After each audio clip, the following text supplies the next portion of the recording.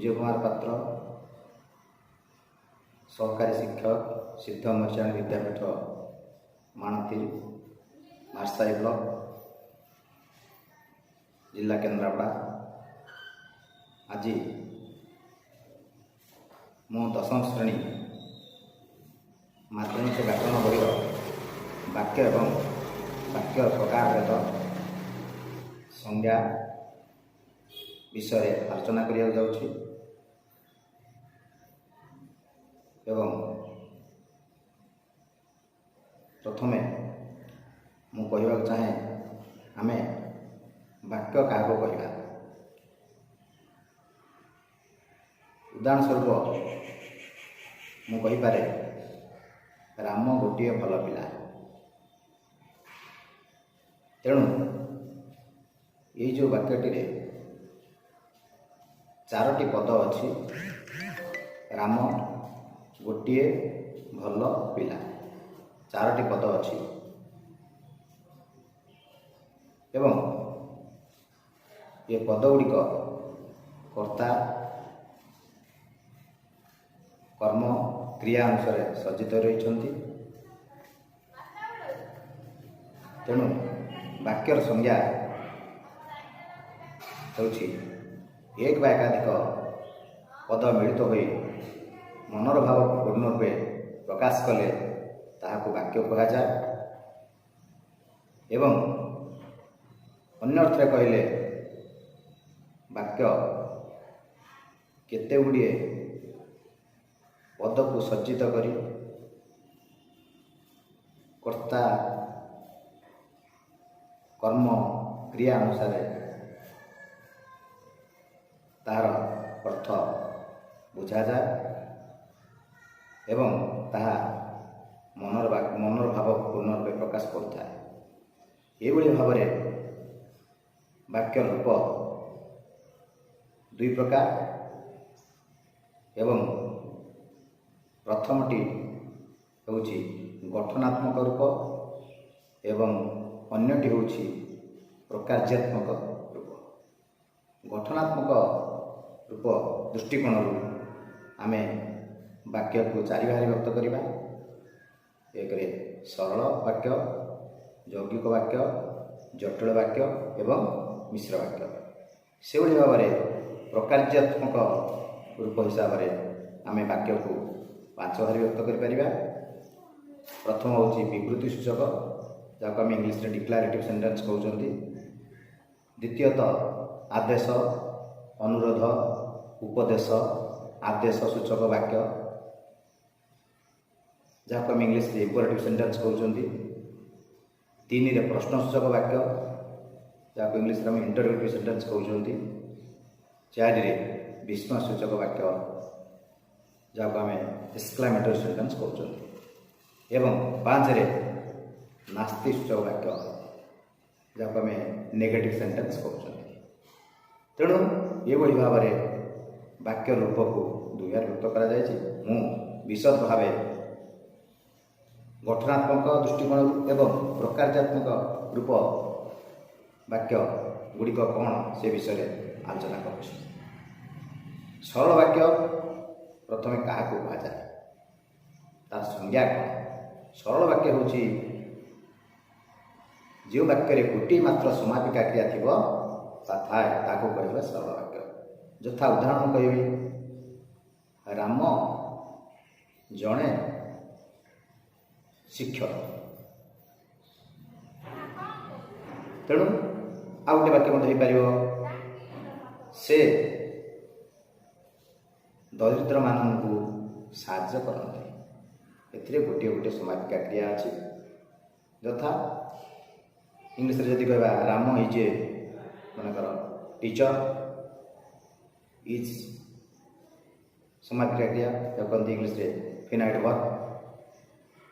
से भाव में यौगिक वाक्य क्या कह जाए ना एक बा एकाधिक परस्पर निर्भरशील, एक बा एकाधिक परस्पर निर्भरशील सरल वाक्यर समाहार योग्य गठित वाक्य को यौगिक वाक्य कह जाए।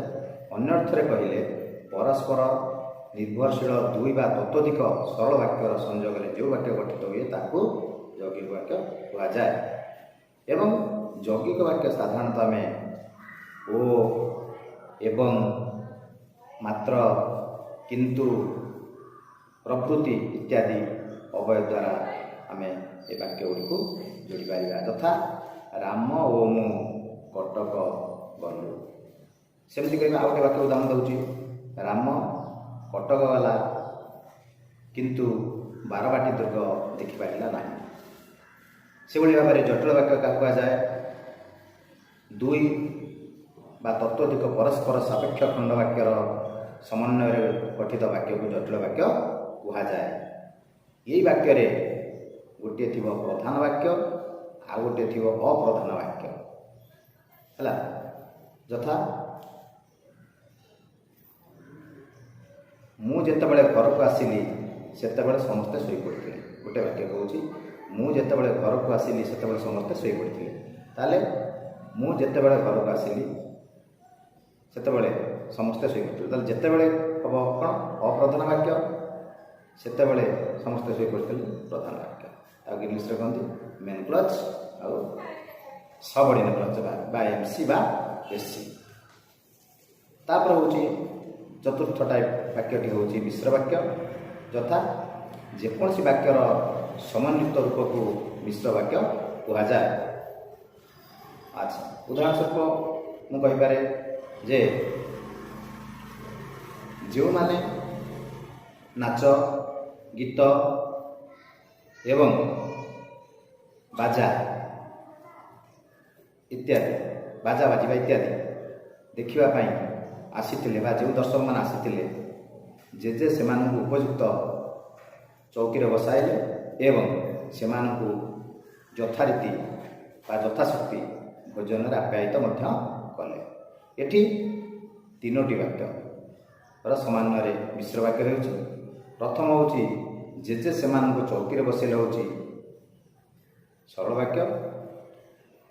ସେମାନଙ୍କୁ ଯଥାରୀତି ମଧ୍ୟ ଖାଦ୍ୟ ଭୋଜନରେ ଆପ୍ୟାୟିତ କଲେ ଇଏ ହେଉଛି ଗୋଟେ ସରଳ ବାକ୍ୟ।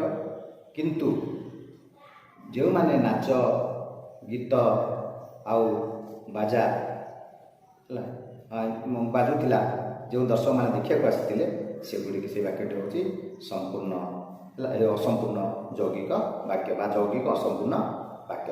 ତେଣୁ ଏମିତି ତିନୋଟି ବାକ୍ୟ ମିଶିକି ରହିଥିବାରୁ ହେଲା ତାକୁ କୁହାଯାଏ ମିଶ୍ର ବାକ୍ୟ। ସେଭଳି ଭାବରେ ଆମେ ବାକ୍ୟର ପ୍ରକାର୍ଯ୍ୟାତ୍ମକ ଦୃଷ୍ଟିକୋଣରୁ ବିଚାର କଲେ ବାକ୍ୟକୁ ଆମେ ବିବୃତି ସୂଚକ ବାକ୍ୟରେ ପରିଣତ କରିପାରିବା। ଆଦେଶ, ଅନୁରୋଧ, ଉପଦେଶ ଆଦେଶ ସୂଚକ ବାକ୍ୟରେ ପରିଣତ କରିପାରିବା। ପ୍ରଶ୍ନସୂଚକ ବାକ୍ୟରେ ପରିଣତ କରିବା, ବିଶ୍ୱସୂଚକ ବାକ୍ୟରେ ପରିଣତ କରିବା ଏବଂ ନାସ୍ତି ସୂଚକ ବାକ୍ୟରେ ପରିଣତ କରିପାରିବା। ଉଦାହରଣ ସ୍ୱରୂପ ବିବୃତି ସୂଚକ ବାକ୍ୟ ଏ ବର୍ଷ ଭାରି ଶୀତ ହେଉଛି ବା ଏ ବର୍ଷ ପ୍ରବଳ ଶୀତ ହେଉଛି, ତାକୁ ଇଂଲିଶରେ କହନ୍ତି ଡିକ୍ଲାରେଟିଭ୍ ସେଣ୍ଟେନ୍ସ। ତାହେଲେ ଆମେ ବିବୃତି ସୂଚକ ବାକ୍ୟ କାହା କହିବା? ଏକ ନିର୍ଦ୍ଦିଷ୍ଟ ବିଷୟ ବା ବିଷୟକ ବିବୃତି ବା ବକ୍ତବ୍ୟ ପ୍ରକାଶ କରୁଥିବା ବାକ୍ୟକୁ ଆମେ ବିବୃତି ସୂଚକ ବାକ୍ୟ କହିବା। ସେଭଳି ଭାବରେ ଦ୍ୱିତୀୟ ପ୍ରକାର ପ୍ରକାର୍ଯ୍ୟାତ୍ମକ ବାକ୍ୟଟି ହେଉଛି ଆଦେଶ, ଅନୁରୋଧ। ଏ ବାକ୍ୟ ଗୁଡ଼ିକୁ ମୁଁ କେତୋଟି ଉଦାହରଣ ଦେଉଛି।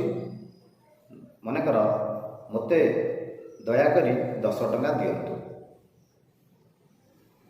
ଏବଂ ଏଇ ବାକ୍ୟଟି କ'ଣ? ଏଇ ବାକ୍ୟଟି ହେଉଛି ମୁଁ ଅନୁରୋଧ କରୁଛି। ଏଇ ବାକ୍ୟଟି କ'ଣ? ମୁଁ ଅନୁରୋଧ କରୁଛି ଜଣକୁ ମୋତେ 10 ଟଙ୍କା ଦୟାକରି ଦିଅନ୍ତୁ। ଶିକ୍ଷକ କହିଲେ ଯା ଏଠୁ ପଳା। ତାହେଲେ ଶିକ୍ଷକ ପିଲାମାନଙ୍କୁ ଆଦେଶ ଦେଇ କହୁଛନ୍ତି ସେ ସ୍ଥାନ ପରିତ୍ୟାଗ କରିବା ପାଇଁ।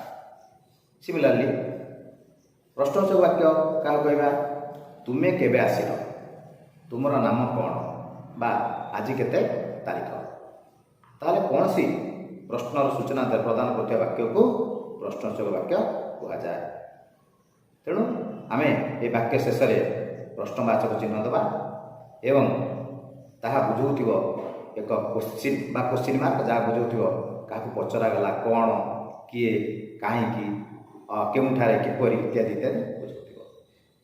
ସିମିଲାରଲି ବିସ୍ମୟସୂଚକ ବାକ୍ୟ, ଯାହାକୁ ଇଂଲିଶ କହନ୍ତି ଏକ୍ସକ୍ଲାମେଟୋରୀ ସେଣ୍ଟେନ୍ସ, ତାକୁ କହିବା ବିସ୍ମୟ ଭାବ ପ୍ରକାଶ କରୁଥିବା ବାକ୍ୟକୁ ବିସ୍ମୟସୂଚକ ବାକ୍ୟ କହନ୍ତି। तार उदाहरण दूची। झीटी केड़े सुंदरी, आकाश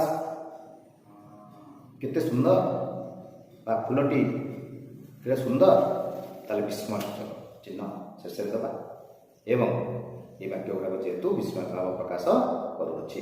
सिमिलारली नेगेटिव सेंटेंस में नास्ति सूचक वाक्य क्या कहुए ना नास्तिर सूचना प्रदान करुथिबा न, नाही, नुहे इत्यादि नास्तिर सूचना प्रदान करुथिबा वाक्य को नास्ति सूचक वाक्य कहुए। यथा तुम द्वारा कामटी हो पार ना, तुमर नियम मानि मु चली पारि ना, एगुड़िक नास्ति सूचक वाक्य कहुए। एवं शेष आम प्रश्नवाचक चिन्ह भूल कहली एटा आम शेष न, नि, न, नुहे इत्यादि सूचना पाइबा एवं वाक्यटी शेष करवा। ये भाव में वाक्य विभिन्न प्रकार विषय में आज शिक्षादान कली एवं वाक्यर संज्ञा, प्रकार भेद एवं वाक्यर दुई प्रकार जो वाक्य रूप अनुसार गठनात्मक वाक्य एवं प्रकार्यात्मक वाक्य संपर्क में अनेक धारणा देली।